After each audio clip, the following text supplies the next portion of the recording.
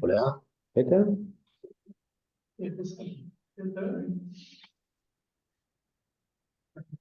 ¿No? Sí.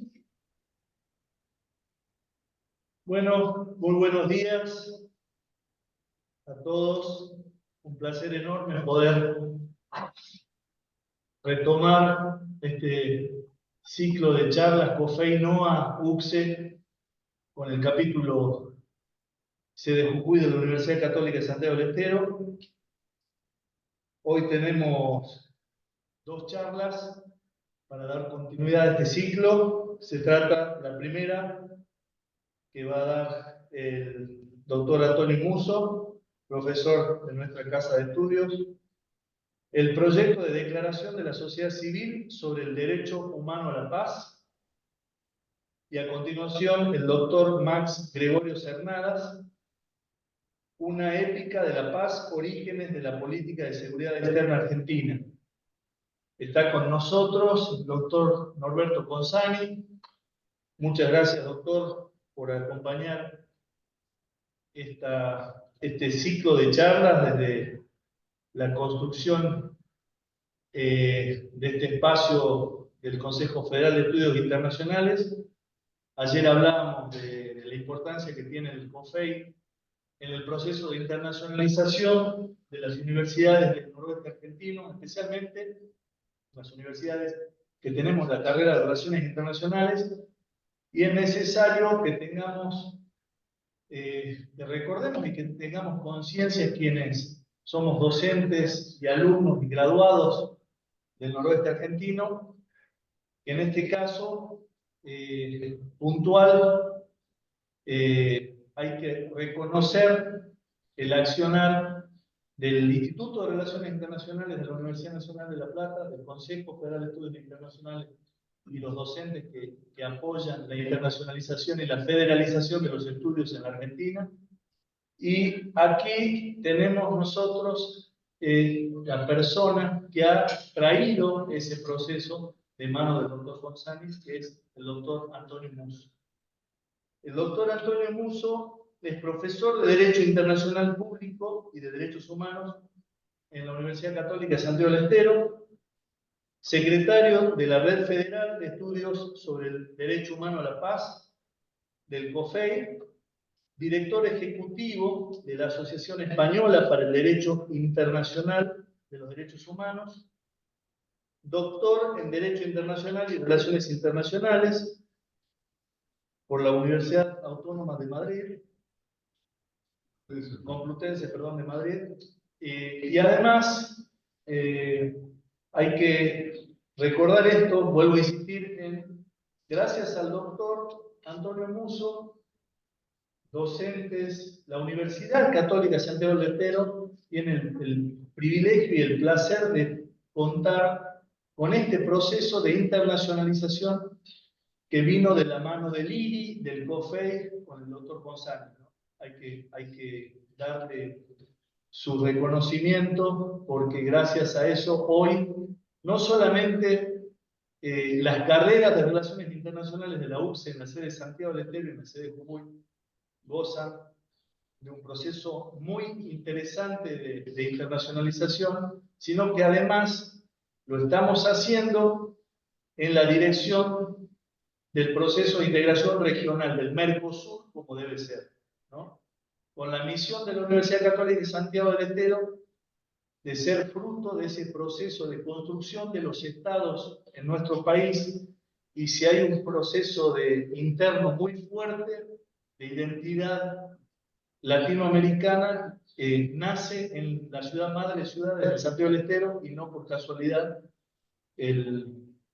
la gestación y el origen de nuestra universidad. Así que para mí es un gran placer poder abrir la segunda jornada del ciclo COFEI de charlas NOA capítulo Jujuy, con la presentación del mentor, ¿no? De uno de los mentores de este proceso de internacionalización, que hoy se está dedicando fuertemente a un tema crítico para la humanidad, que es el derecho humano a la paz. Así que, doctor, muchas gracias por venir, gracias por aceptar posibilidad de transmitirnos este conocimiento. Bueno, gracias a todos los presentes. Muchas gracias, Alejandro, por la invitación a participar en este ciclo de charlas del COFEI, por tus palabras de presentación, siempre tan generosas. Para mí es un gusto grande volver a Jujuy. Durante muchos años he estado viniendo a esta sede, al Departamento Académico San Salvador, a dar clases de Derecho Internacional y de Derechos Humanos. Y hoy tengo la satisfacción de estar nuevamente en esta casa de estudios tan cara a mis afectos. Por supuesto, también mi agradecimiento a Norberto Consani, que siempre nos acompaña en estas actividades y nos impulsa a ir en busca de nuevas realizaciones, de nuevas conquistas, podríamos decir, en este mundo tan complejo en el que vivimos. Así que, reitero, para mí es un honor, un gusto estar esta mañana con todos ustedes aquí en esta aula y, naturalmente, como bien decía Alejandro, para hablar de un tema del cual mucho no se habla, que es la paz como derecho humano. En este sentido, lo primero que quiero decir es que existe un proyecto que ha sido elaborado por la Asociación Española para el Derecho Internacional de los Derechos Humanos y que cuenta con la adhesión de un número muy importante de organizaciones de la sociedad civil internacional. Alrededor de 744 o 45 organizaciones han manifestado ya su apoyo a esta iniciativa que está en marcha con la esperanza de que en algún momento se pueda retomar un camino que ya se emprendió algún tiempo atrás, que es el de la codificación y desarrollo progresivo del derecho humano a la paz. Entonces, tenemos un proyecto de la sociedad civil que ha sido puesto a consideración de los Estados miembros de las Naciones Unidas con la expectativa de que pueda servir como marco de referencia en el contexto de ese proceso que acabo de mencionar. Pero para que se comprenda más lo que estoy intentando decir, es necesario que haga una breve reseña histórica de lo que ha ocurrido con anterioridad en relación con este tema tan sensible. La Asociación Española formuló en un primer momento un proyecto que se conoció como Declaración de Loarca sobre el Derecho Humano a la Paz en el año 2006, con el cual comenzó una campaña mundial en pos del reconocimiento internacional del derecho humano a la paz. En un segundo momento surgió la Declaración de Santiago sobre el derecho humano a la paz en el año 2010, en el marco de un congreso internacional sobre este tema organizado por la sociedad civil. Y este segundo proyecto sirvió para ser presentado en el Consejo de Derechos Humanos de las Naciones Unidas cuando en aquel momento se había abierto el proceso de codificación del derecho a la paz. Comenzó con las mejores expectativas este proceso para las aspiraciones de la sociedad civil, porque el Comité Asesor del Consejo de Derechos Humanos tomó gran parte del proyecto de la sociedad civil al elaborar su propio proyecto, que fue presentado en el año 2012. Ese último proyecto, el del Comité Asesor del Consejo de Derechos Humanos, tuvo a su vez su propio camino, porque el Consejo de Derechos Humanos decidió crear un grupo de trabajo intergubernamental para que elaborase un proyecto de declaración de las Naciones Unidas a partir del proyecto del Comité Asesor y lo negociara progresivamente con los distintos Hola, actores. Miguel, ¿cómo te va? No, bien, bien, bien. No, te explico. El tema, sí, me ha hablado varias veces Contreras, pero ya la comisión doctoral. Bien, les decía entonces que el Consejo de Derechos Humanos tomó el proyecto de su comité asesor, decidió crear un grupo de trabajo intergubernamental para que, sobre la base de ese proyecto del comité asesor, elaborase un nuevo proyecto que sería el proyecto de declaración de las Naciones Unidas sobre el derecho a la paz. Aquí las cosas comenzaron a tomar otro rumbo, porque por influencia de las grandes potencias, de los estados poderosos, que no son naturalmente proclives a que la paz se reconozca como un derecho humano, el proyecto fue vaciándose de contenido en el marco de este grupo de trabajo creado por el Consejo de Derechos Humanos. Y finalmente, en el año 2016, se aprobó una declaración que es la Declaración sobre el Derecho a la Paz. Para que ustedes tengan una idea clara de cómo se retaseó el contenido del proyecto de la sociedad civil, les doy el siguiente dato.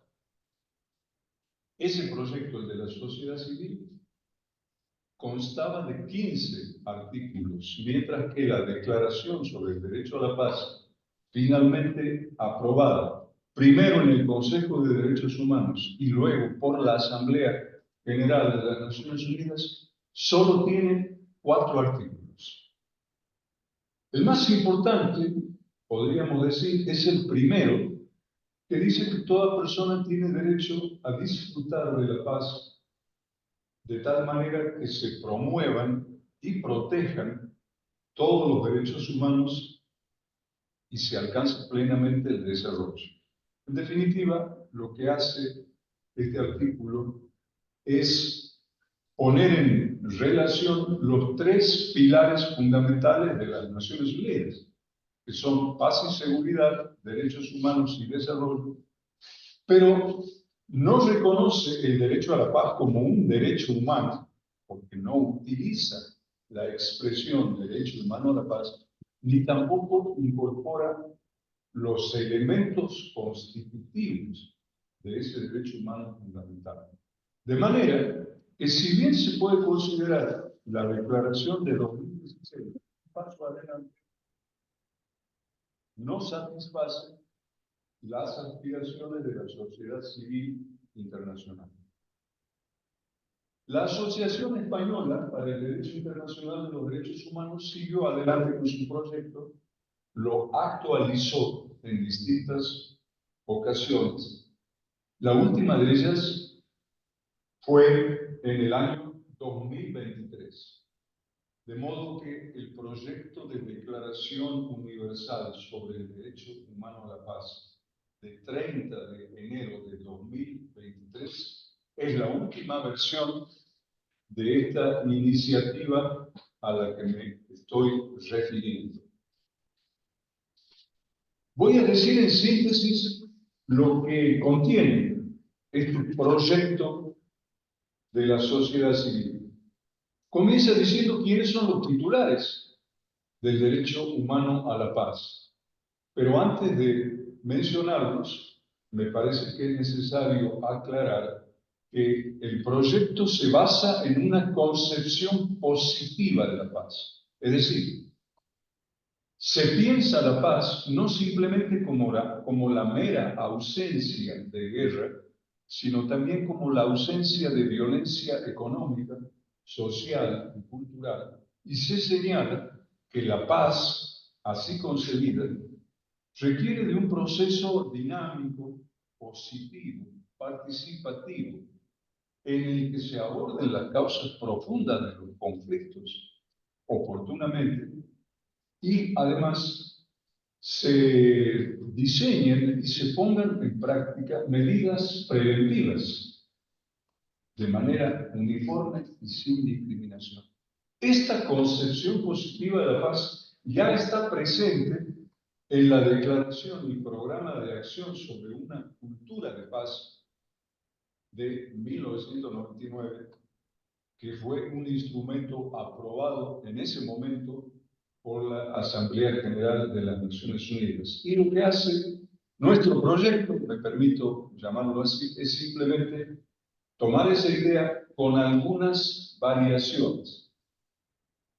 También señala el preámbulo del proyecto que hay una relación simbiótica entre la paz, el desarrollo y los derechos humanos, porque la paz es condición indispensable para el desarrollo y el disfrute de los derechos humanos, y al mismo tiempo, si se disfrutan los derechos humanos y el desarrollo, la consecuencia es la paz.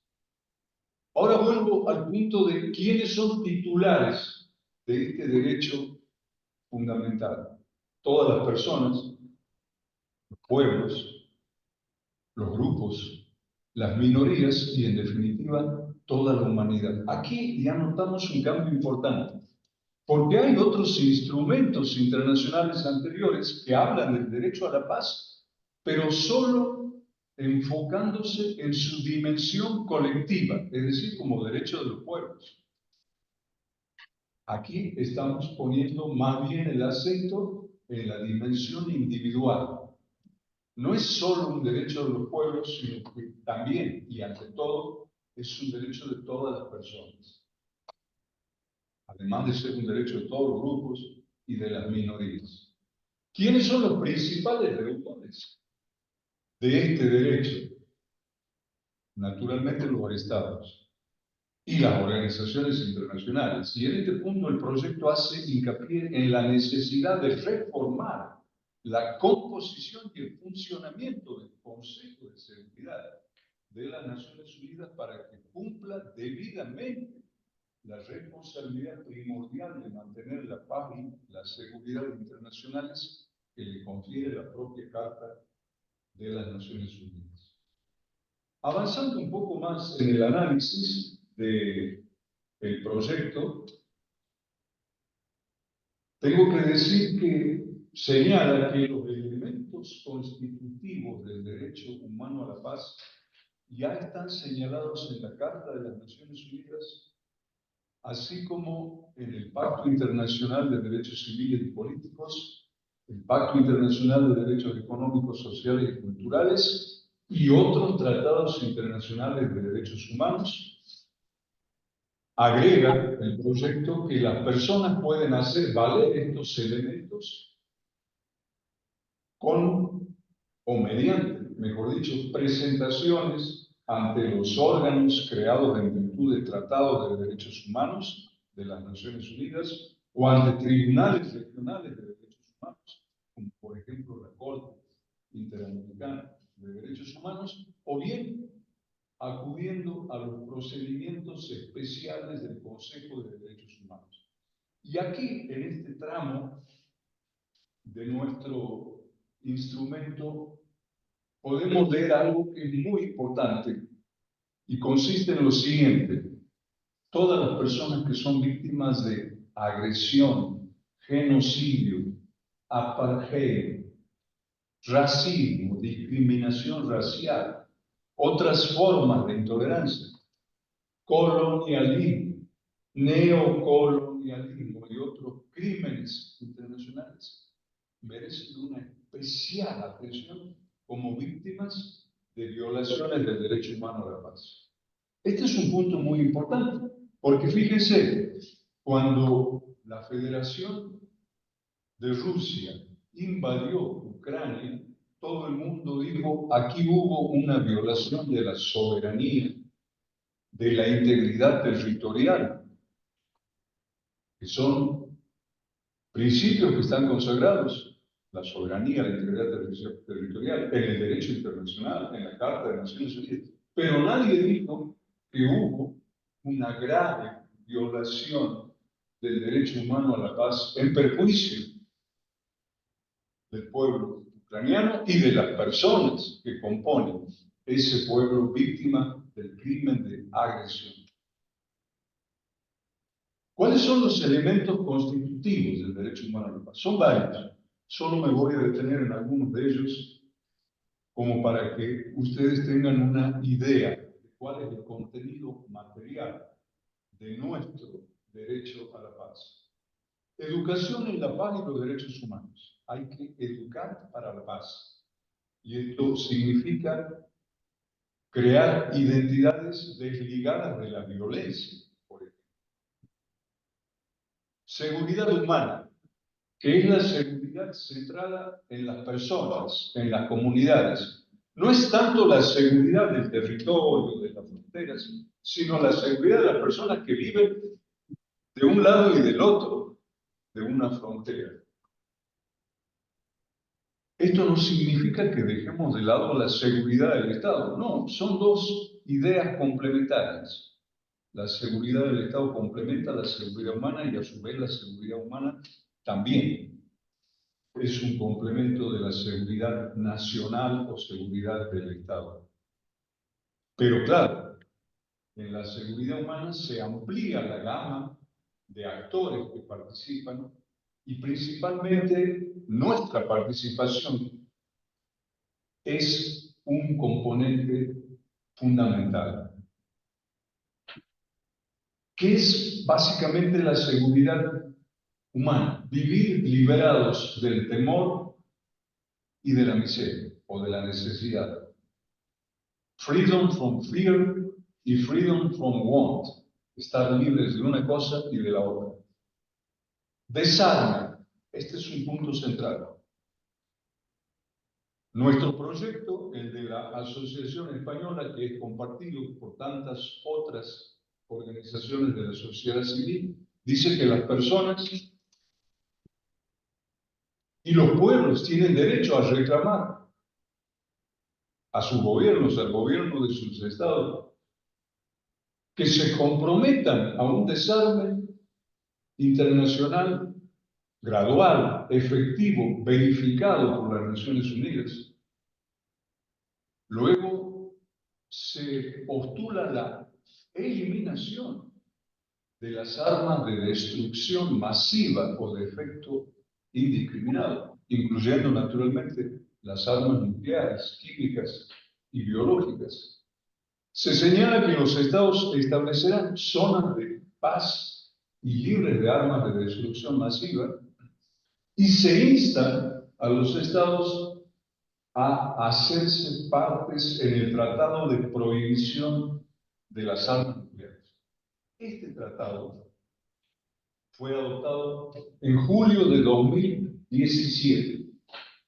Entró en vigor el 22 de enero de 2021, es decir, hace algunos años atrás. Actualmente tiene 93 estados signatarios y 70 estados partes. Y quiero contarles dos cosas a propósito de este tratado tan importante para la humanidad, y me refiero a la humanidad de este momento histórico y a las futuras generaciones. Lo primero es que en España se ha conformado una alianza para el desarme nuclear, que en este momento reúne alrededor de 60 entidades y organizaciones de la sociedad civil.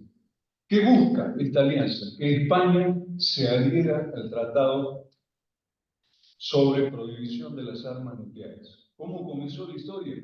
En septiembre de 2021, 3 entidades, la Asociación Española de Investigación para la Paz, AIPAS, el Centro de Estudios por la Paz y la Liga Internacional de Mujeres por la Paz y la Libertad, presentaron una iniciativa llamada 10 razones para firmar el Tratado de Prohibición de las Armas Nucleares. Y a partir de ahí vino la adhesión de todas las demás organizaciones que hoy son alrededor de 60, como acabo de decir, entre ellas la Asociación Española para el Derecho Internacional de los Derechos Humanos.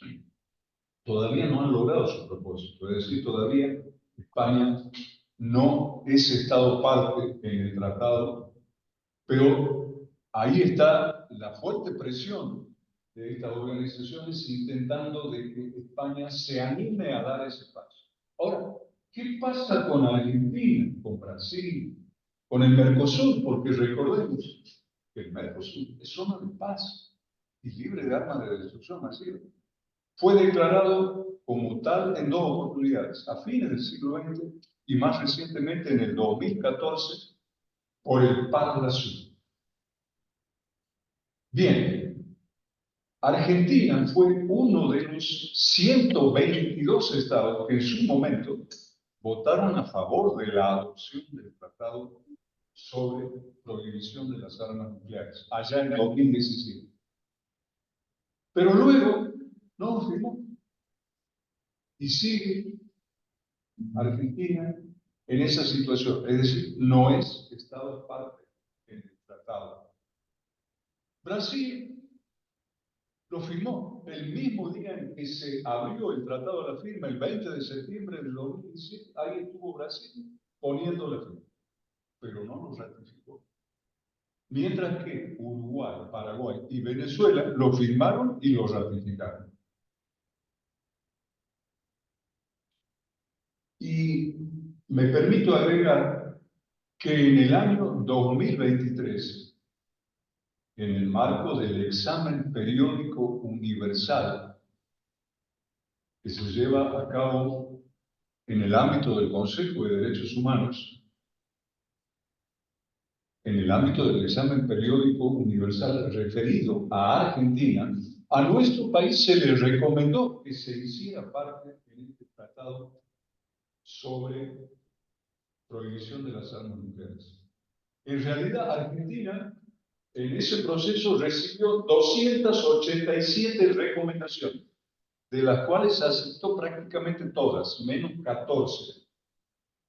Entre las 14 de las que tomó nota, pero sin aceptar, estaba esta recomendación de que Argentina finalmente decidiera hacerse parte del Tratado de Prohibición de las Armas Nucleares. ¿Y qué argumento dio el gobierno argentino en ese momento? Que lo más importante era que los estados poseedores de armas nucleares se hicieran parte de ese tratado. Y cuando eso ocurriera, recién Argentina iba a evaluar la posibilidad de adherirse o no a dicho tratado. Miren qué argumento. Precisamente los estados poseedores de armas nucleares nunca se van a adherir a ese tratado porque no están de acuerdo, no participaron en la conferencia de la cual surgió. Y naturalmente su postura es contraria a la existencia de un tratado que directamente prohíba las armas nucleares y todo proceso vinculado a ellas. Esta es la realidad en el caso del Mercosur. Ustedes se preguntarán, ¿y para qué sirve un tratado que prohíbe las armas nucleares si las potencias nucleares no están dispuestos a apoyarlo? Voy a tomar un argumento de una española, integrante del Centro de Estudios para la Paz, y ella dice, bueno, este tratado sirve para varios propósitos. Primero, ilegaliza el horror y estigmatiza las armas nucleares, y además pone en evidencia a los estados que no están dispuestos a ser partes en ese tratado, porque revela que no están dispuestos a, o mejor dicho, los pone ante la coyuntura de tener que asumir las consecuencias morales de su negativa o de su no disposición a ser Estado partes en el tratado. Otro derecho que consideramos desde esta visión holística de la paz como elemento constitutivo del derecho humano a la paz, la objeción de conciencia frente a las obligaciones militares, algo que está reconocido en el Pacto Internacional de Derechos Civiles y Políticos y también en una observación general, la número 22 del Comité de Derechos Humanos. ¿Es importante esto? Y sí, porque en Europa, como recordó hace algún tiempo atrás un profesor en el marco de un posgrado de la UCE, soplan vientos de guerra, a punto tal que algunos países que habían abolido el servicio militar están pensando en implantarlo nuevamente, como es el caso de Alemania, por ejemplo, que había abolido el servicio militar en el año 2011. Y ahora, en principio, existe la intención de volver a establecer dicho servicio militar el próximo año. Y por lo tanto, en ese marco, la objeción de conciencia adquiere particular relevancia. Por cierto, derecho al desarrollo también está previsto en el proyecto de la sociedad civil como un derecho íntimamente relacionado al derecho humano a la paz. Derecho a un medio ambiente sin riesgo, limpio, saludable, sostenible, es otro elemento constitutivo del derecho humano a la paz. Y merece que me detenga al menos un momento en decir algo al respecto. En el año 2022, la Asamblea General aprobó la resolución 76/300. Si no me falla la memoria, fue el 28 de julio de 2022. ¿Y por qué la recuerdo tan puntualmente a esta resolución?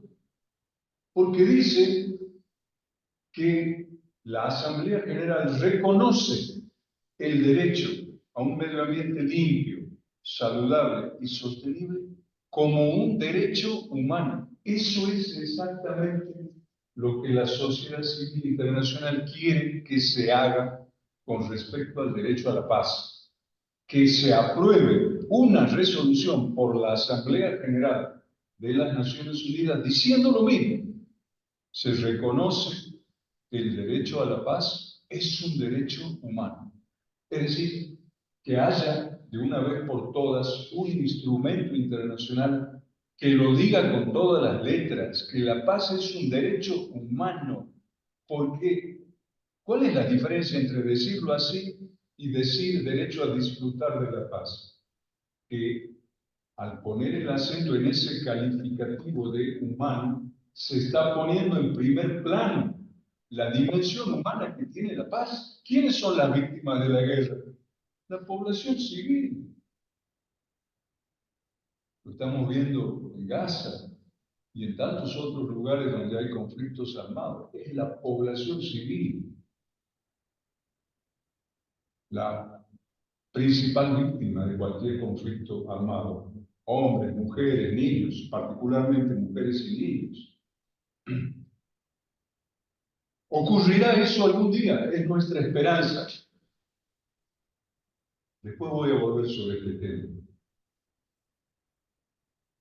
Por cierto, solo me estoy refiriendo a algunos aspectos del proyecto que me parecen los más importantes. Pero, claro, para que esto pueda avanzar y para que sea también algo de lo que se hagan cargo los estados, que hace falta un estado, al menos un estado, que tome la iniciativa de llevar adelante otra vez el proceso de codificación y desarrollo progresivo del derecho humano a la paz. No es el único proyecto de la sociedad civil que está en la misma situación. Hay otro proyecto del Pacto Internacional de Derechos Ambientales, que toma como punto de partida la resolución 76300 de la Asamblea General que acabo de mencionar.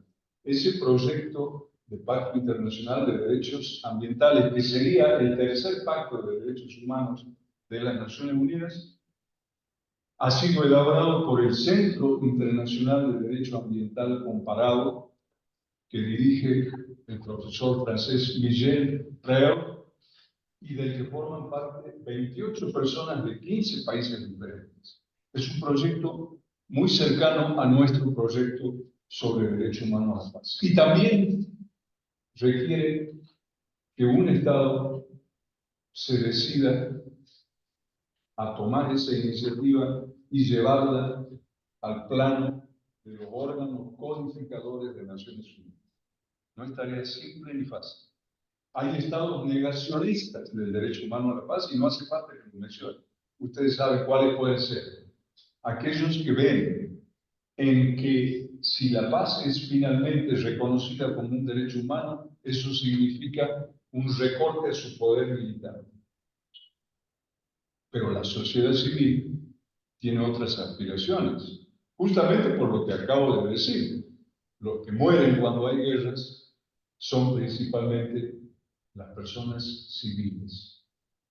Para ir terminando, ojalá pueda ocurrir en algún momento no muy lejano esto de que algún Estado aparezca dispuesto a tomar este proyecto y llevarlo otra vez a Naciones Unidas, en esta ocasión para completar la tarea que quedó pendiente. Miren, hace poco recibí un pequeño librito que se llama La Paz Armada. Fue editado por primera vez en 1889 por un profesor español de Oviedo, Joaquín Fernández Prida. ¿Qué es la paz armada? Lo que pasa entre una guerra y otra. Porque los estados, cuando no están en guerra, están pensando en la próxima guerra que puede venir o que es inminente que venga. Y por lo tanto incrementan su gasto militar, modernizan su armamento,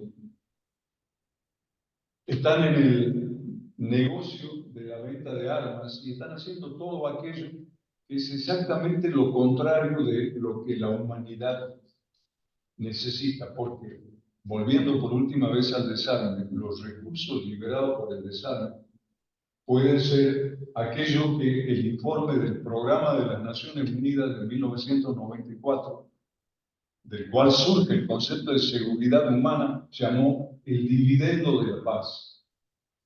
Lo que estamos viendo es que la industria bélica, la industria militar, goza de muy buena salud, mientras que el desarrollo, el derecho humano a la paz y los derechos humanos en general están en una situación de franco retroceso. Siempre se nos ha dicho, si quieres la paz, prepara la guerra.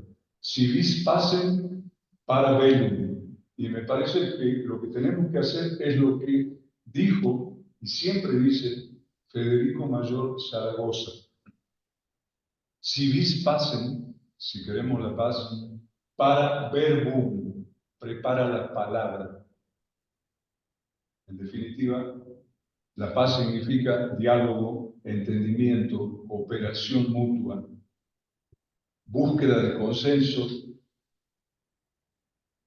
y muchas otras cosas que, entiendo, el proyecto de la sociedad civil elaborado, reitero una vez más, por la Asociación Española para el Derecho Internacional, refleja de manera acabada.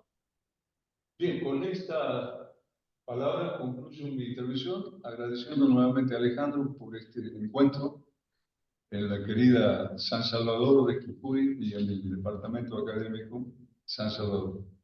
Gracias, Alejandro, y a todos ustedes por la atención. Muchas gracias, doctor. Bueno, vamos a abrir un espacio para preguntas. Aprovechemos la presencia del doctor, que nos trae claridad sobre un tema clave no solamente para la disciplina del Derecho Internacional Público, que muchos de ustedes, alumnos de Relaciones Internacionales, van a empezar a ver recién unos años después, pero en general un tema clave, ¿no? Y dos, tres preguntas, por supuesto, para poder avanzar. ¿Hay alguien acá o en la plataforma que quiera hacer preguntas? Y de paso saludamos a la secretaria del COFEI que también se sumó, la profesora Patricia Craybon, también se sumó, así que le mandamos un saludo grande a Patricia. Hola, Patricia. No sé si hay alguien que quiera poder... Alejandro, Sí, no, Marco. sí, mejor presentamos al embajador y después Bien. dejamos las preguntas Espacio para preguntas. Perfecto, perfecto. dejamos las preguntas para el final. Dejamos las ¿Cómo preguntas para el no? final.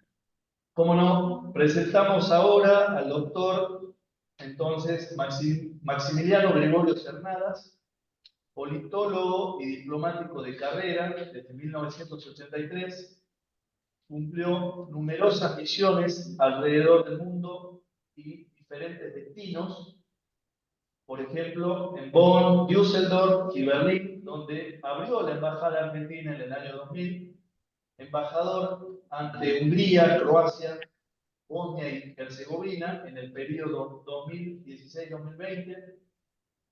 El doctor es especialista en temas de seguridad internacional y tecnologías duales, autor del libro Una ética de la paz, la política de seguridad externa de Alfonsín, editado por la editorial de la Universidad de Buenos Aires en el año 2016.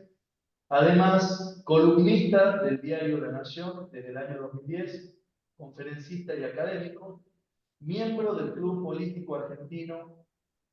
Así que para nosotros en el COFEI no es un enorme placer poder contar con esta muy importante charla que va a dar el doctor Gregorio Cernadas y que tiene un vínculo importante, un capítulo importante que tiene que ver nada más ni nada menos que con la política exterior argentina en un tema clave, en una época clave, cuando en Latinoamérica comenzamos a hablar del proceso de democratización en la década de 1980. Por supuesto, el doctor nos va a explicar todo eso.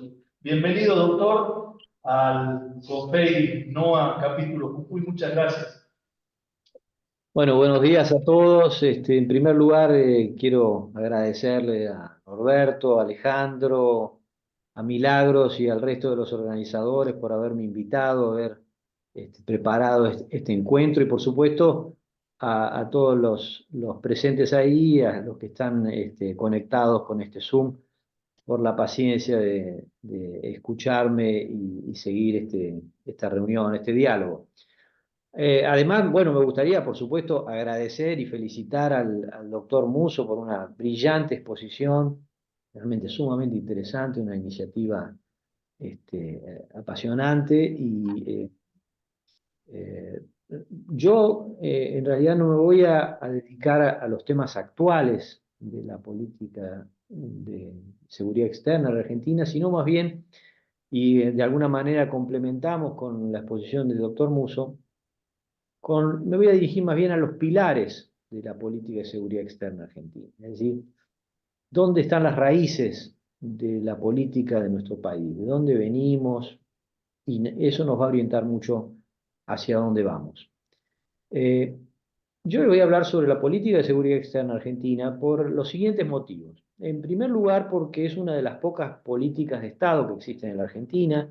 Realmente eso está más o menos reconocido.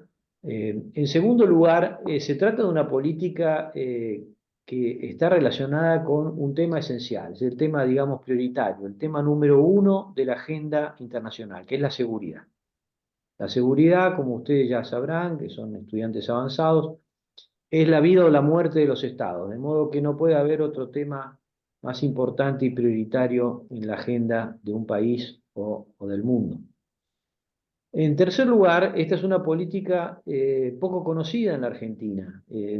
Realmente, sobre todo, incluso en relación con el propio Alfonsín, que fue el padre de esta política, se lo conoce más por los derechos humanos, por la democracia, la recuperación democrática, etcétera, pero se desconoce que haya sido el padre de esta política que tiene realmente un prestigio internacional de primer orden.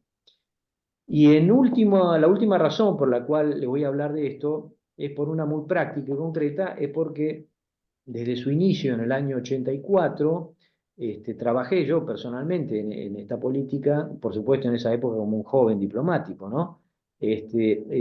Así que la conozco por dentro, por eso es que he escrito este libro del cual hablaba, se los muestro acá la tapa, del cual hablaba el presentador. Es un libro de 900 páginas que trata de ser, bueno, una combinación entre un libro de historia, más un libro de política internacional, pero además vinculado con, digamos, esas biografías presidenciales. Es decir, tiene varias entradas y lecturas posibles, pero ahí desarrollo mucho de lo que voy a decir ahora. Ahora voy a tratar de hacer un resumen sobre eso. Para poder comenzar a hablar de la política de seguridad externa argentina, nos tenemos que remontar a su historia, a la protohistoria de esto, porque no es que Alfonsín creó de la nada algo, no fue así. Eso hay que reconocer primero que tenemos una larga historia previa a Alfonsín, que es aproximadamente la siguiente, que entre los años 20 y los años 30 en la Argentina, ustedes ya habrán escuchado, una cantidad, sobre todo de militares, que se llamaban militares industrialistas, ingenieros, etcétera, que tomaron conciencia, era también parte de, digamos, de una tendencia internacional, producto de la Primera Guerra Mundial y después de la Segunda Guerra Mundial, de que la tecnología y la defensa de un país estaban íntimamente vinculadas. Entonces, que había que trabajar en esa materia. Entonces, ustedes recordarán Baldrich, Savio, Martínez, una cantidad de estos grandes militares que pensaron en trabajar en esto. Y no solo pensaron, sino que además actuaron y crearon una cantidad de instituciones, de equipos, de gente, etc. Además, esto coincidió con el hecho de que algunos técnicos en estas áreas volvieran argentinos, volvieran del mundo muy bien formados, por ejemplo, como Enrique Gaviola, que volvió en los años 30, venía formado con los más avanzados expertos y universidades de Alemania y de los Estados Unidos en estas materias, que ahora voy a explicarles de qué se trataba estas materias. Eh, que eran más o menos lo que podríamos decirles para que ustedes vayan identificando, digamos, el stuff, la materia de lo que son las tecnologías sensibles o duales. Las tecnologías sensibles o duales son aquellas tecnologías que tienen un extraordinario uso para fines pacíficos, pero también pueden ser usados con fines bélicos. Y básicamente, hay muchas, pero básicamente podríamos hablar de tres. Una son las nucleares, otras son las aeroespaciales, y en tercer lugar, lo que pueden ser productos químicos, industria química.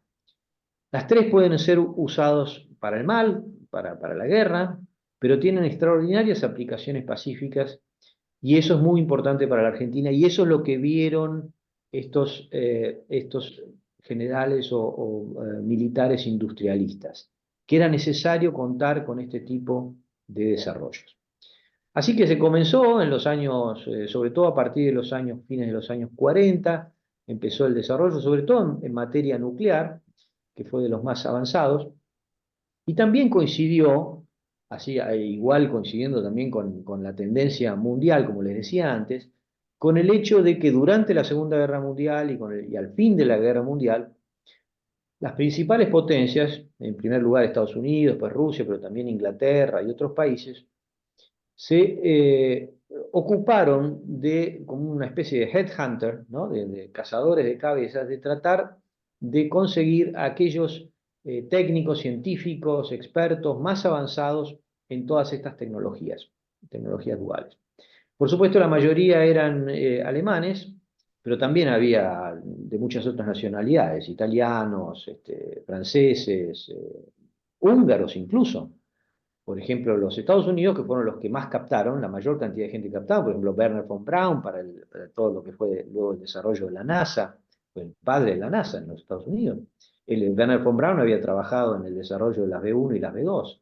¿Se acuerdan? Los primeros misiles que tiraban los nazis sobre Inglaterra. Pero también, por ejemplo, Fermi, que era un italiano, lo reclutaron, lo mismo Szilard, Teller, que eran húngaros, para el desarrollo del Plan Manhattan. Es decir, que esto fue una tendencia mundial, los rusos por supuesto hicieron lo mismo, los ingleses también, cada país menor que los anteriores, y la Argentina hizo también algo similar, por supuesto en un número mucho menor.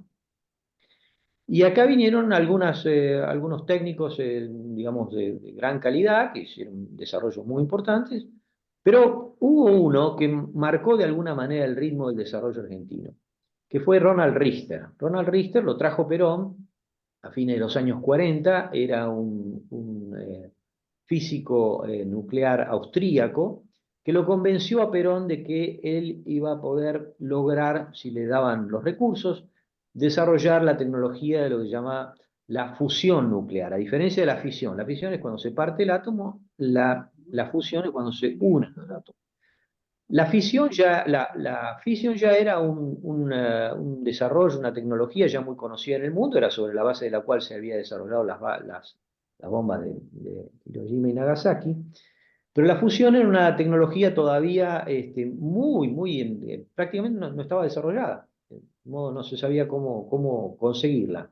Y Richter consiguió convencer a Perón de que él iba a lograrlo. Perón le dio de todo, desde una isla en el Nahuel Huapi, la isla Huemul. Ustedes conocerán, existe un libro de Mariscotti sobre el secreto de la isla Huemul que es fascinante sobre toda esta época.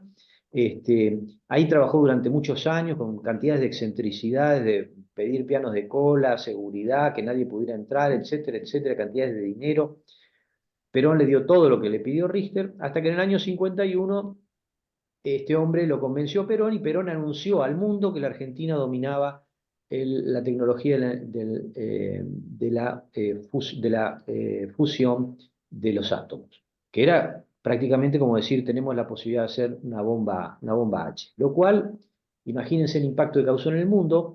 Al poco tiempo, los propios técnicos argentinos comenzaron a sospechar que este era un engaño, y después de mucho insistir con Perón, porque Perón se resistía, lograron hacer algunas inspecciones y concluir que todo esto era un fraude absoluto.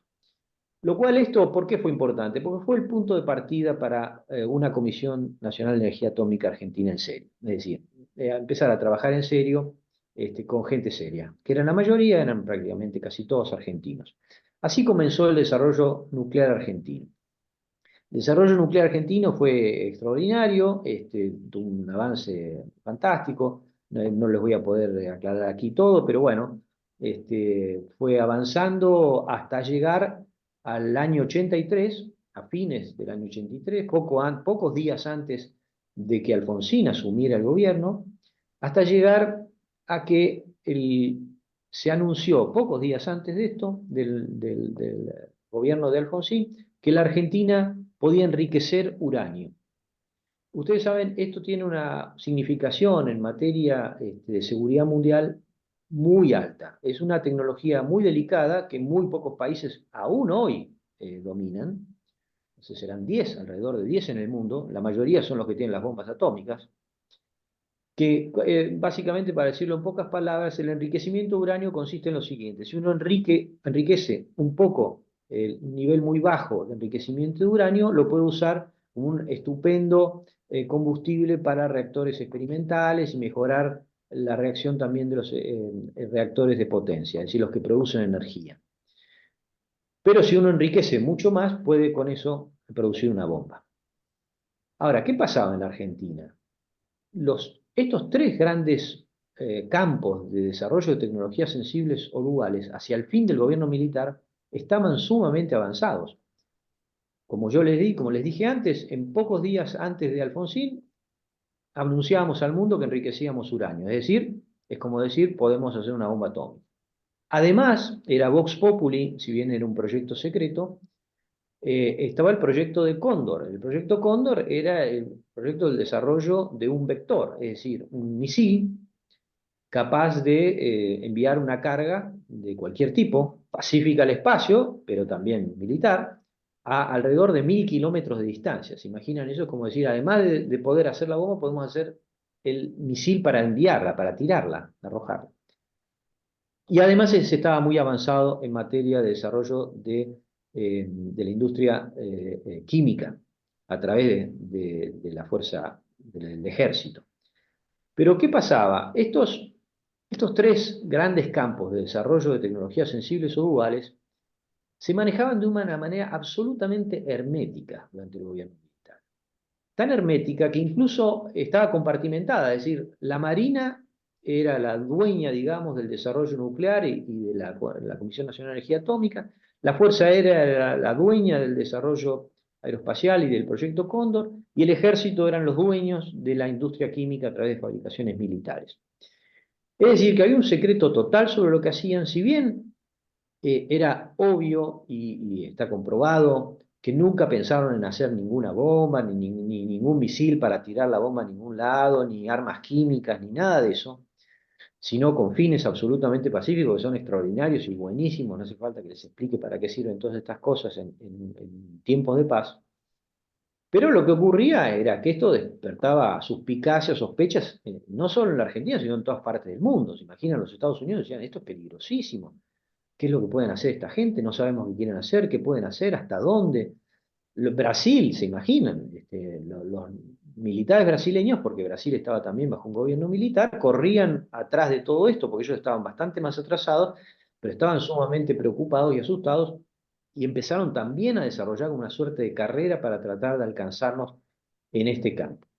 De modo que todo esto producía, digamos, una tensión y un desgaste en materia de política exterior argentina muy grave, una desconfianza fundamental, porque este es un tema importantísimo para las potencias en el mundo.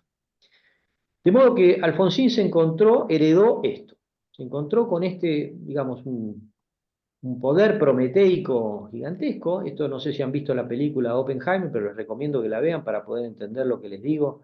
Es una ilustración porque el desarrollo, digamos, de cómo esto ocurrió en los Estados Unidos y en la Argentina es mutatis mutandi similar. Pero Alfonsín se encontró con estas cosas, con estas posibilidades, con este poder. Entonces él tenía que decidir qué hacer con esto. Lo cerraba completamente, terminaba con todos estos desarrollos, o qué hacer. Alfonsín contó, para poder tomar esta decisión, con varios aportes. Él estaba, en primer lugar, le voy a decir los aportes de la gente que lo rodeaban, después los aportes propios de que él llevaba, digamos, dentro de sí. En torno de él contaba con una relación muy estrecha con la familia Sábato. Los Sábato, ustedes saben, es una familia muy grande, con mucha gente de mucho renombre y prestigio en muchas áreas, muchas vinculadas a la tecnología y a la técnica. Pero me voy a concentrar en tres de ellos, que son de los más estrechos que Alfonsín escuchó y atendió. En primer lugar, curiosa y paradójicamente, estaba Ernesto Sábato, el famoso escritor. Ustedes saben que en realidad Ernesto Sábato, el famoso escritor, comenzó siendo un físico nuclear, pero un físico nuclear muy importante. Husay lo mandó con una beca a estudiar, a trabajar, no a estudiar, a trabajar ya de grande, de adulto, con hijos, a París, a fines de los años 30, con los Curie, en los primeros ensayos de radiación que existieron en el mundo. Pero este trabajo en esta época produjeron, él después lo contó mucho, muchos libros, Ernesto lo describió perfectamente, esto produjo un impacto muy grande en él, porque temió que todo este desarrollo podía derivar en lo que después derivaría, las bombas nucleares. Y eso le produjo tal impacto que él abandonó definitivamente la física y se dedicó a la literatura. Es decir, que él tenía una aversión total, pero no solo sobre la física nuclear, contra todo lo que fuera ciencia. Realmente un hombre se convirtió de un científico de alto nivel en un científico total. Es decir, que de alguna manera esto influyó también en Alfonsín. En segundo lugar, Alfonsín era muy amigo y escuchaba muchísimo a un sobrino de Ernesto, que se llamaba Jorge Alberto Sábato, lo llamaban Jorjón, porque había dos Jorges en la familia y este era más alto, entonces lo llamaban Jorjón. Jorjón Sábato es uno de los próceres del desarrollo nuclear argentino, un hombre extraordinario, un técnico con una capacidad no solo técnica, sino también política de muy alto nivel. Él realmente tenía una fe extraordinaria en el tema del desarrollo nuclear argentino, y entonces él también influyó en Alfonsín en materia de tener conocimiento, y no solo conocimiento, sino también en tener respeto y admiración por este desarrollo y que había que preservarlo. En tercer lugar, la otra persona en la cual Alfonsín tuvo un vínculo y recibió información sobre este tema era el hijo de Ernesto Sábato, que era Jorgito, lo llamaban porque era pequeño de altura, Jorge Federico Sábato, que era un hombre que, por un lado, era admirador de toda la experiencia que había tenido su tío en esta materia, pero también tenía una conciencia, digamos, de las relaciones internacionales y de la política exterior. A él lo nombraron vicecanciller, de modo que él tuvo una actividad sumamente importante en materia de desarrollar una política exterior para esto. Porque Alfonsín se dio cuenta entonces que esto no podía seguir como estaba hasta el momento. Había que adoptar una nueva política en la materia, y comenzó entonces a pensar que había que hacer. Por un lado, había que tener un control civil de esta política, un control democrático, parlamentario, pero además estas políticas tenían que estar bajo el control de la Cancillería. Entonces, para eso, y que no estaban en absoluto, todo lo que tenía que ver con estos desarrollos espacial, nuclear, etcétera, no se manejaban en absoluto dentro de la Cancillería, sino a través de las Fuerzas Armadas, lo cual no podía ser. Entonces, para eso se creó una oficina especial, que es la Dirección de Asuntos Nucleares y Desarme, que yo integré desde el año 84 y que trabajó bajo la órbita de Jorge Federico Sábato en crear una nueva política de seguridad externa en esta materia. ¿Cuál fue la idea central de Alfonsín? La idea central de Alfonsín fue combinar estos desarrollos, es decir, no abandonarlos, por supuesto, con fines absolutamente pacíficos, como venían siendo, pero además combinarlos con una política en la cual demostrar esto al mundo, explicar que todo esto tenía un objetivo absolutamente pacífico y ser muy activos en materia de paz y seguridad en el mundo. ¿Cuáles eran las influencias personales que tenía Alfonsín en esta materia? Alfonsín tenía varias, pero podríamos decir tres fundamentales. Una primera es que él había hecho el liceo militar, de modo que como buen liceísta, él tenía una conciencia de la importancia de las Fuerzas Armadas. Es decir, que no tenía miedo, digamos, a pensar en que la defensa del país tenía que ser algo importante. Pero por otro lado, él tenía una formación cristiana y sobre todo kantiana krausista, que le vino a través de Irigoyen. Ustedes saben que Kant, el gran intelectual de la paz, eso sería muy largo de explicar, pero a través de esa influencia, digamos, filosófica del kantismo y del krausismo, que es una escuela derivada de Kant, influyó mucho en el radicalismo y a través sobre todo de Irigoyen, a través de ellos en Alfonsín. De modo que Alfonsín tenía esta influencia, él tenía una gran convicción en materia de paz. Por eso le puso mucho énfasis a esta política, y sobre todo él lo que tuvo muy en claro era que había que trabajar con Brasil y con los Estados Unidos. Con Brasil tuvo una política sumamente agresiva de ir a buscar a los brasileros, él ir a buscar a los brasileros y convencerlos de los objetivos pacíficos del desarrollo argentino. Y eso lo logró, sobre todo incluso con un gesto sumamente importante como fue invitar al presidente, ya presidente democrático para esta época, al presidente Sarney a visitar la planta de enriquecimiento de uranio de Pilcanilleu. Eso fue un hito que el propio Sarney después lo reconoció como algo sumamente importante. Pero además se creó toda una política de desarrollo y fomento de la confianza entre los dos países, con inspecciones mutuas, etcétera, que además se institucionalizó. De hecho, existe ahora la BAC, que es una comisión de administración argentino-brasileña de contabilidad y control de elementos nucleares, en los cuales nos inspeccionamos mutuamente. De modo, esto es algo extraordinario, único en el mundo, que dos países que tenían una posibilidad, digamos, de desarrollar la tecnología en una dirección militar, hayan renunciado por propia voluntad a eso, que es distinto, por ejemplo, a Alemania o Japón, que han renunciado, pero lo hicieron por imposición de la Segunda Guerra Mundial.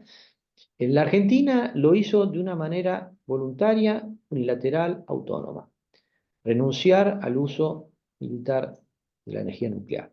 Eso es algo extraordinario, es algo que distingue a la Argentina. La Argentina tiene desde la época de Alfonsín un prestigio en todos los foros internacionales en materia de paz y seguridad de primer nivel. Imagínense al punto de que en este momento el director general del OIE, el Organismo Internacional de Energía Atómica, que es el principal organismo de tecnología nuclear en el mundo, es un argentino, Rafael Grossi, que es justamente con el cual yo estudié en la universidad, ingresamos a la escuela diplomática y ingresamos juntos a esta oficina. Él está desde la hora cero de esta política también, así que esto es un reconocimiento extraordinario a la política de seguridad externa argentina. Además, toda esta política, tengan en cuenta que fue la condición sine qua non para la creación del Mercosur. Si bien no es que se creó el Mercosur durante la época de Alfonsín, pero sin el arreglo de estas cuestiones, que eran fundamentales, no se hubiera podido ni soñar en el Mercosur. Y esto es lo que tenía en mente Alfonsín. Imagínense ustedes que si tienen ustedes a un vecino que ustedes sospechan que tiene algo, un arma o que les puede hacer un daño a ustedes, es difícil que ustedes colaboren en nada con ese vecino, ¿no es cierto? Bueno, Alfonsín lo tuvo muy en claro que había que primero crear un clima de confianza entre los dos países para después poder avanzar en lo que era muy importante, en crear algo así como el Mercosur. Esto es parte fundamental de lo que logró esta política de seguridad externa. Yo creo que ya a esta altura estoy acercándome un poco al final de la exposición. Creo que hay que destacar a esta política justamente porque ha logrado reunir como elementos clásicos de una política, lo que llamamos una política de Estado, es decir, un tema fundamental con gente que sabe sobre ese tema, institucionalizar ese desarrollo, es decir, que haya instituciones capaces de llevar a cabo la política. En tercer lugar, que esa política dialogue con la sociedad, que haya, digamos, una porosidad, un vínculo con la democracia, con los partidos, con la opinión pública, con los medios, etcétera, que sepan de qué se está hablando. Y en cuarto lugar, que tenga una relación estrecha con el mundo, es decir, que no sea una política que está encerrada, sino que colabora con el mundo, con todos los organismos fundamentales que existen en el mundo sobre estos temas. Alfonsín, y vale la pena también destacarlo, en materia de paz, no solo desarrolló esta política de seguridad externa, digamos, en materia de las tecnologías sensibles o duales, sino también desarrolló algo fundamental, que él fue un adalid de la paz en el mundo. Él trabajó muchísimo, no sé si ustedes lo recuerdan, con el grupo de los 6 para el desarme, con otros 5 líderes mundiales de la India, de México, de Suecia, de Tanzania y de Grecia, en una iniciativa que fue sumamente activa, exigiéndole a las potencias nucleares que el desarme nuclear. Lamentablemente esa iniciativa no prosperó después con el tiempo, pero fue una gran iniciativa además, y vinculándolo con lo que decía el doctor Musso, Alfonsín hizo muchísimo hincapié, pero hablando desde, le digo, desde La Rioja hasta Tokio, por todas partes donde él iba, si uno revisa, como hice yo, para escribir mi libro, todos sus discursos que estaban compilados por la Secretaría de Prensa del gobierno en aquella época. Él hablaba de este tema de la paz en todos lados donde iba, y hacía una relación sumamente interesante vinculado a lo que escuchamos antes por el disertante, que es la relación entre la justicia y la paz. Es decir, que era fundamental para alcanzar la paz que hubiera justicia económica, que hubiera equidad económica. Sin equidad, sin justicia en el mundo, era difícil que se pudiera lograr la paz. Así que bueno, yo creo que hasta ahí es más o menos mi exposición y dejaría ahora un poco que pasemos a las preguntas.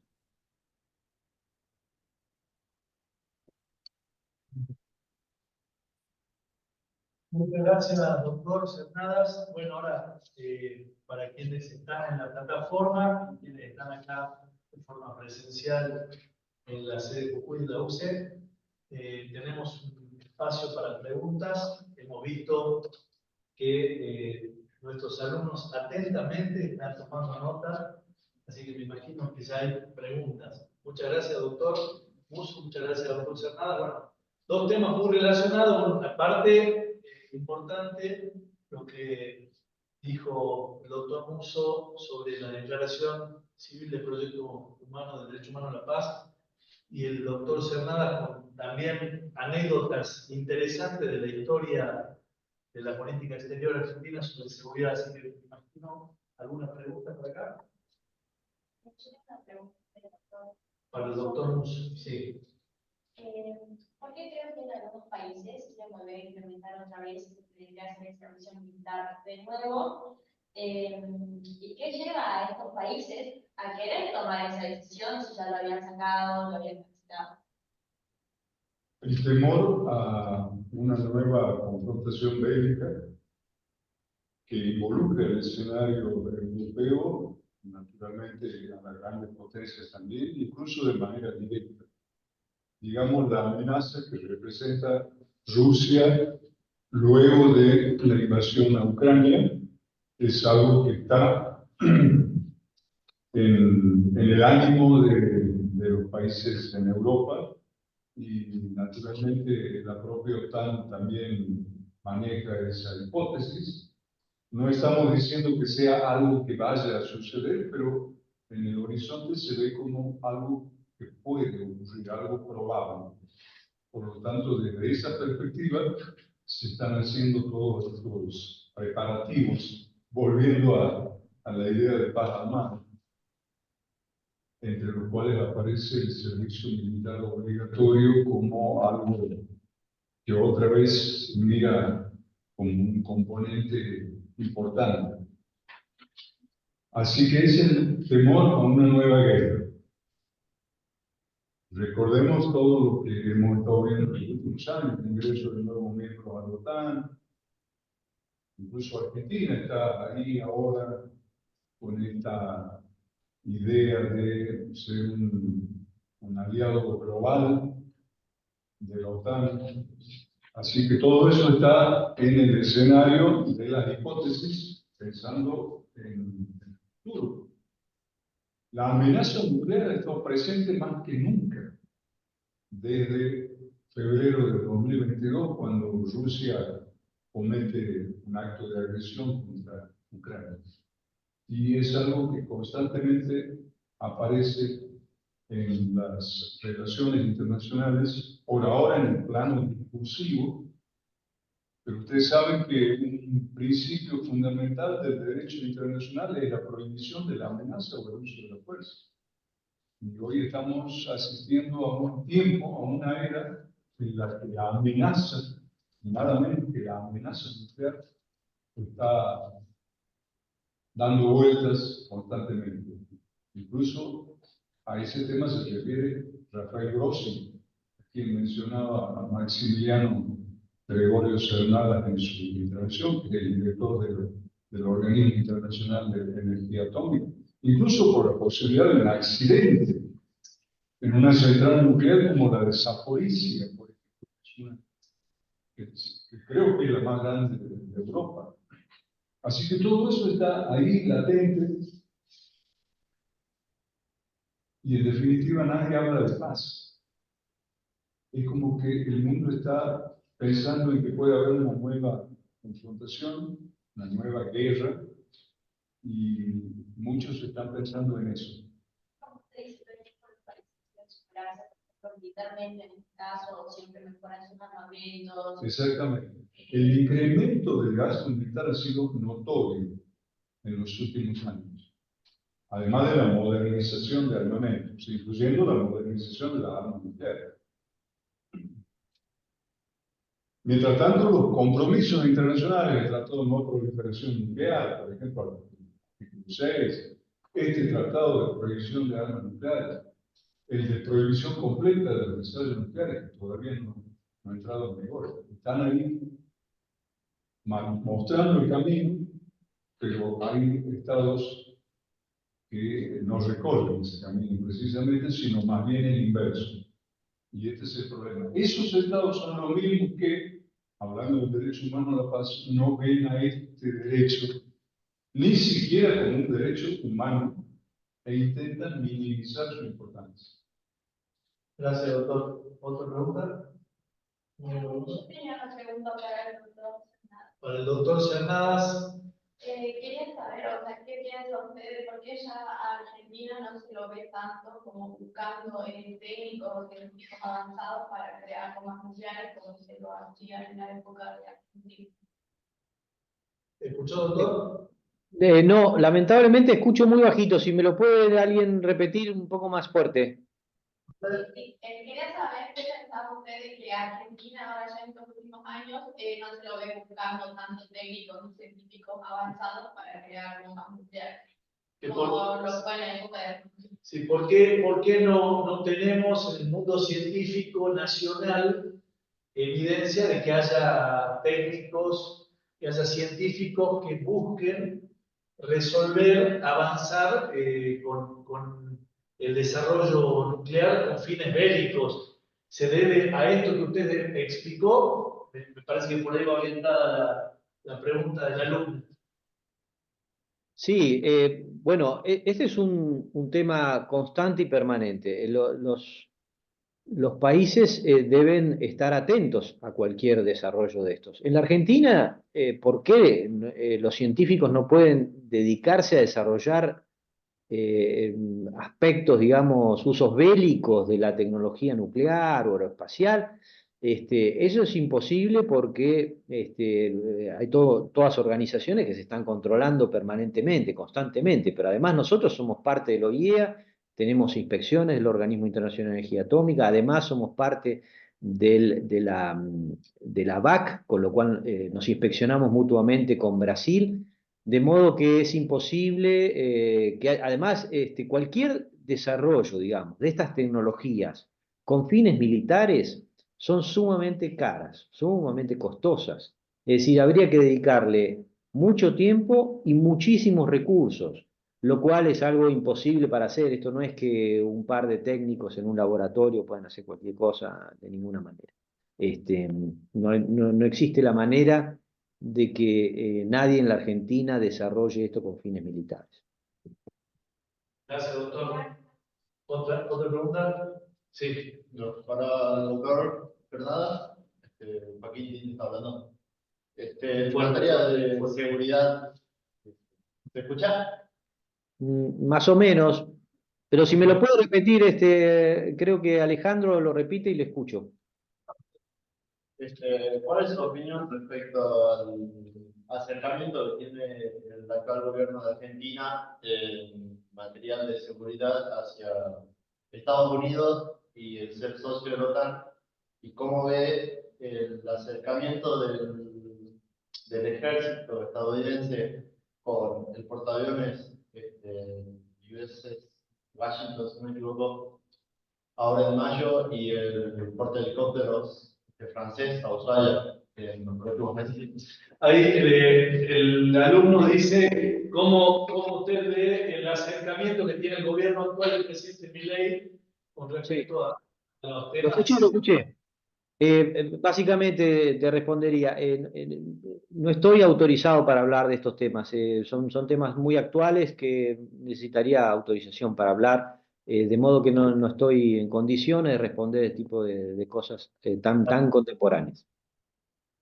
Sí, entendemos bien, doctor, muy bien. ¿Otra pregunta? Hola, buen día. No sé si puedo hacer una pregunta, si se me escucha. ¿Quién, perdón? Buen día, soy Rocío. Ah, Rocío. Sí, Rocío, te escuchamos. Bien, gracias. Bueno, agradecer el espacio al COFEI por estas eximias presentaciones. Me quisiera preguntarle a ambos si es posible. eh, ya sabemos que mediante la convención y que las convenciones que se generan y los estados que desean, digamos, ejercer estos derechos humanos a lo largo de su desarrollo, teniendo estos recursos limitados y también que no logran progresivamente, que se den todos los medios apropiados para la plena efectividad de estos derechos. Mi pregunta sería si es posible hacer efectivos los derechos humanos cuando los recursos son limitados y hay estados que no viven, digamos, las mismas situaciones, ya sea por conflictos bélicos, por estos mismos recursos ilimitados o porque obviamente las creencias o estos derechos civiles no se ejercen de la misma manera en todos los estados. ¿Cómo podemos hacer efectivos esos, o quién lo regula más allá de que la ONU siempre ponen sus sanciones, no siempre se ejerce una regulación equitativa para todos los estados? Ujú. Gracias, Rocío. ¿Quién? Sí. Que comience el doctor, sí. Doctor, sí. Ah, Doctor Musso. perdón. Yo respondería que los recursos deberían venir del desarme, precisamente. Los recursos liberados por el desarme se pueden utilizar para la implementación de las obligaciones de los estados en materia de derechos humanos, particularmente en el ámbito del desarrollo y de la protección del medio ambiente. Me parece que esa podría ser una respuesta, teniendo en cuenta la pregunta de Rocío, que una las distintas líneas argumentales que hemos estado mostrando esta mañana, ¿no? Por eso lo del dividendo de la paz en que hacía hincapié el Programa de Naciones Unidas para el Desarrollo. Es decir, necesitamos que los recursos se inviertan en desarrollo, paz, derechos humanos, y no tanto en otras cuestiones que nos alejan precisamente de esos derechos fundamentales. Deberíamos recorrer el camino inverso al que se está recorriendo, y esto creo que es algo que aplica para, para la comunidad internacional en su conjunto, diría. Más allá de que los intereses naturalmente son distintos, los intereses estratégicos y de otro tipo, si tenemos en cuenta el poder, el, el grado de poder y la influencia que tienen en particular ciertos estados. Ajá. Doctor, esa sería mi respuesta. Gracias, doctor Musso. Doctor Sí, Sernada. brevemente. Primero yo diría que hay que reconocer que el mundo carece de una autoridad, digamos, compulsiva, es decir, de un sistema en el cual se pueda obligar a los estados a hacer determinadas cosas y menos en este campo. De modo que hay que ser realista en esto, reconocer que bueno, hay países que tienen determinadas capacidades y que se involucran en determinadas políticas con las cuales uno puede no estar de acuerdo. Eso no significa, por otro lado, porque no tiene, esta cuestión no es blanco o negro, no significa, como no se puede hacer nada, no hagamos nada, no. Yo creo que los países que tienen una clara vocación pacífica, como es la Argentina, nos tenemos que esmerar muchísimo, como dice el doctor Musso y la iniciativa que lleva adelante, en trabajar por la paz. Es algo que todos los países en los cuales hay una convicción absoluta en esta materia tienen y deben trabajar en esto. Es un trabajo lento, es un trabajo muy arduo, es un trabajo eh, típico de la diplomacia, de la negociación, buscando las sutilezas, buscando los pequeños pasos, no desanimándose, con paciencia. Por otro lado, también tenemos que reconocer que la cuestión de la paz y la guerra es una cuestión que existe desde el comienzo de la humanidad, cuando ya hubo dos hombres ya hubiese alcanzado para eso. De modo que esto es un work in progress, sin fin. Es decir, el trabajo por la paz no tiene un fin, no es que uno puede decir, bueno, yo aspiro a... No, hay que trabajar siempre pensando que esto es un trabajo que hay que hacer constantemente y que lo vamos a tener que hacer por toda la eternidad que viva la humanidad, ¿no? Gracias, doctor. ¿Alguna otra pregunta? Sí. Al doctor Serrano, sí. Respecto a cómo estaba la sociedad en el año donde el Concilio estaba gobernando, con el tema este de los tratados, el Concilio apoyaba tanto la paz, si la sociedad estaba de acuerdo, cómo era la importancia que le daba la sociedad a eso. ¿Me lo puede repetir, Alejandro, un poco? ¿Cómo usted ve cuál es su apreciación con respecto a la sociedad civil en nuestro país, con respecto al tratado que llevó adelante finalmente la Argentina con Brasil, a la evolución, bueno, a la resolución con respecto a este tema de la seguridad externa, ¿no? A resolverlo de esta forma pacífica? Bueno, es interesante la pregunta porque, como les decía al comienzo, yo creo que hay poca conciencia en la Argentina de dónde estuvimos en el año 83, que estuvimos muy cerca de llegar a un conflicto muy serio y muy grave con Brasil. Esto es algo que la verdad que no se tiene mucha conciencia. Si me permiten, yo creo que algo que yo no tuve la oportunidad de leerles, pero creo que viene muy a cuento de esto que están preguntando, y que es un texto, algo que dijo Sarney, el presidente de Brasil, durante la época en que era presidente Alfonsín, con el cual Alfonsín trabajó en esta materia, al cual invitó a la planta de enriquecimiento de uranio en el año 87, dijo este texto Sarney cuando murió Alfonsín, y que es muy revelador. Escuchen esto, dice, él dijo, Alfonsín es un hombre de Estado de estatura mundial. El problema nuclear entre nuestros países era grave. Nuestros militares se preocupaban por quién llegaría primero a la bomba atómica. El presidente me llevó a Pilcanilleu. Queríamos de este modo terminar con la barrera nuclear que comprometía nuestras relaciones. No fue preciso que recurriéramos a las Naciones Unidas o a la Agencia Internacional de Energía Atómica. Un ejemplo único en el mundo de una solución personal para un problema tan profundo. Bueno, acá lo dice, no lo digo yo, lo dice el propio Sarney. ¿Dónde estábamos en ese tiempo? En general en la Argentina esto se desconoce, en Brasil también, pero hay que recordarlo. Y siempre se puede llegar a estar, ¿comprenden? O sea, en cualquier país que desarrolla tecnología nuclear, si no tiene controles, si no las dedica hacia la paz, esto puede terminar como está ocurriendo, como se sospecha en Medio Oriente, como tantos otros escenarios en los cuales se teme que pueda haber no solo una proliferación vertical, como hablaba el doctor Musso, es decir, que las potencias nucleares acumulen más armas nucleares, sino la proliferación horizontal, es decir, que otros países adquieran las armas nucleares. Es decir, hay que trabajar en los dos ámbitos, proliferación horizontal y proliferación vertical.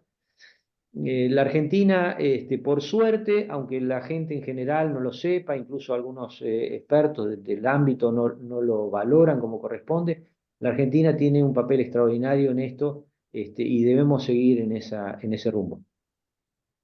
Muchas gracias, doctor. Una Sí, última. sí Sí, sí, doctor, ¿quería decir algo, doctor Posani? Sí, no, yo digo un poco para ir cerrando y agradecer, agradecer y valorar estas jornadas.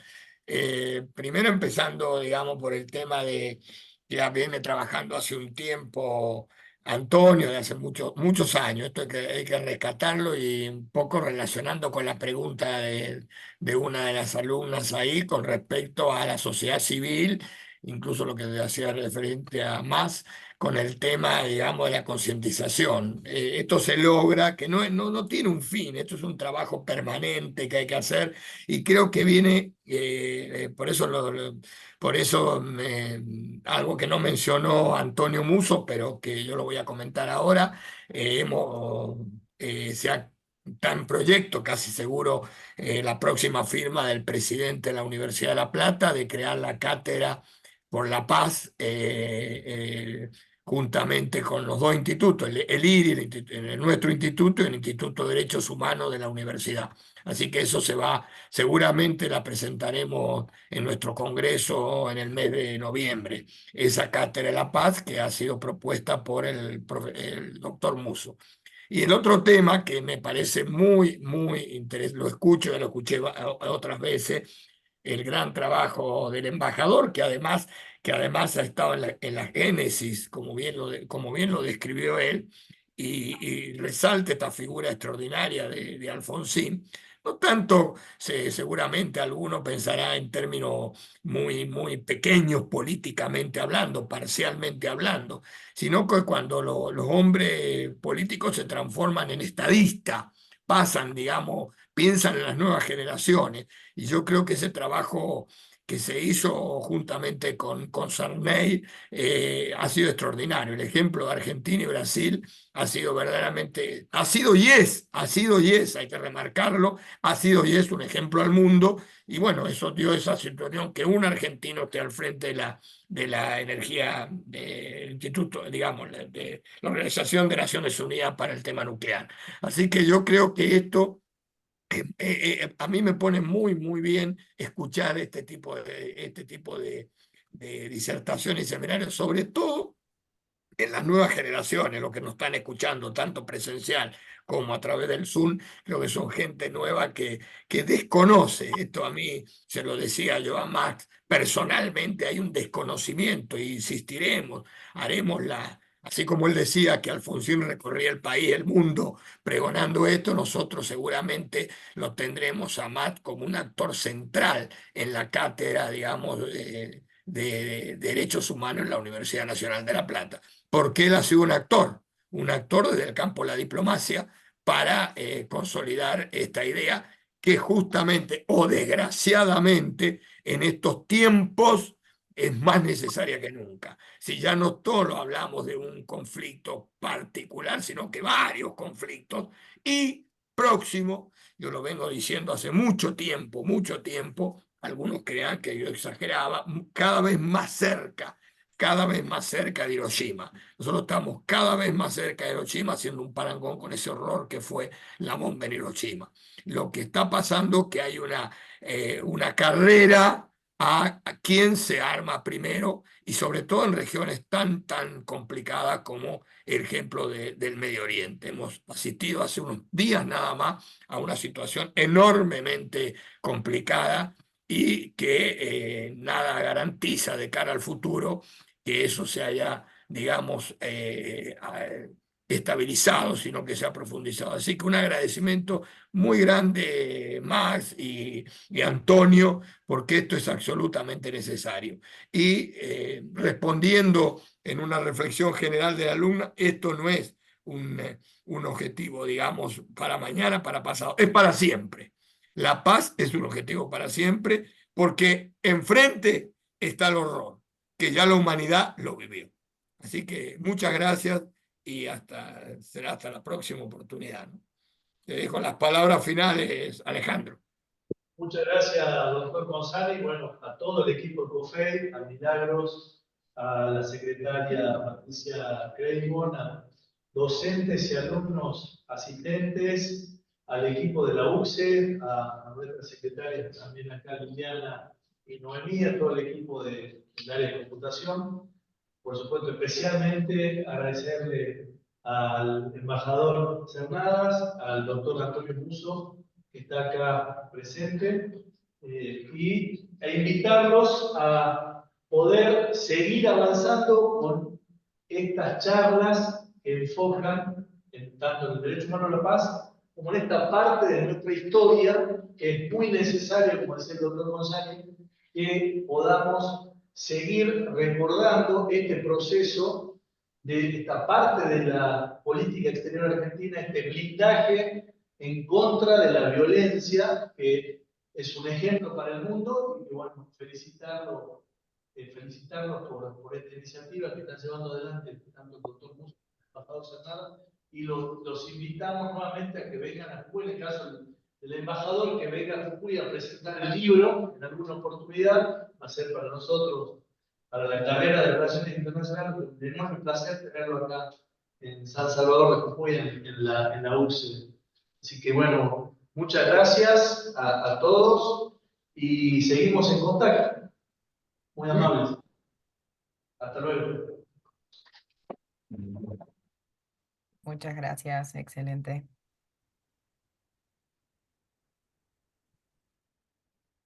Muy bien.